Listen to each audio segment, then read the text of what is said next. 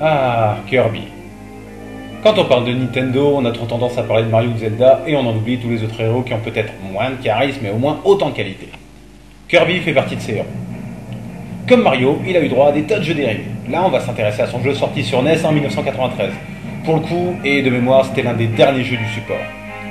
Kirby, c'est une petite boule rose qui ne paye vraiment pas de mine. Son arme a un appétit hors du commun. À la base, Kirby a déjà pour lui un éventail de mouvements tellement large qu'il en est déjà un adversaire très farouche. Quand il se met à gober tout ce qui passe près de lui, Kirby a la possibilité de s'accaparer le pouvoir de ses ennemis. C'est ainsi qu'il peut lancer des éclairs, faire des super sauts et se promener avec une épée. Ou avec un parasol. C'est moins classe mais tout aussi efficace. Les niveaux sont vastes et regorgent de bonus. Il faut vraiment fouiller tous les recoins si on veut finir le jeu à 100%. Le défi est de taille puisqu'il y a vraiment de flopées de monde, tous sur des thèmes différents avec des couleurs vraiment bien choisies. Ça n'a même pas trop vieilli.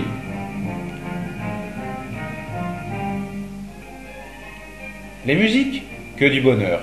La jouabilité, que du bonheur. Le jeu, que du bonheur.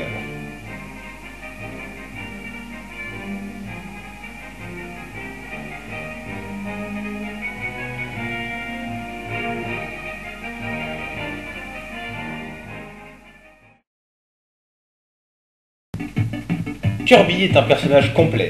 Il court, il vole, il saute, il nage, il mange ses ennemis, il fait du catch, il se bat à l'épée, il roule. Peu d'autres héros de jeux vidéo peuvent se vanter de pouvoir en faire autant.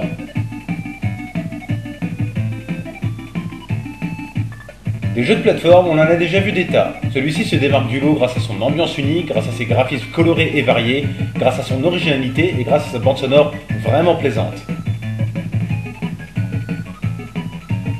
Chaque monde est précédé d'un petit dessin animé qui montre Kirby en train de faire le pitre.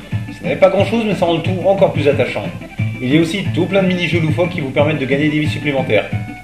Non mais franchement, le jeu de la grue il est pas démon.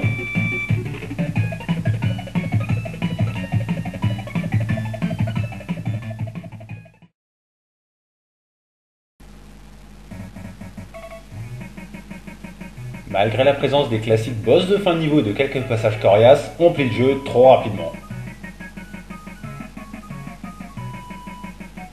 Bon, on est d'accord, il a l'air naze avec le parasol.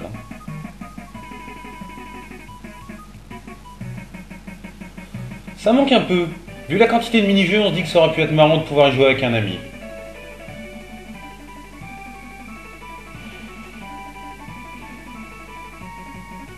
Kirby's Adventure est une perle, une vraie, celles qui sont rares. C'est un jeu magique, mignon. C'est peut-être pour les gamins, mais c'est aussi ce qu'un vrai joueur recherche dans un jeu vidéo.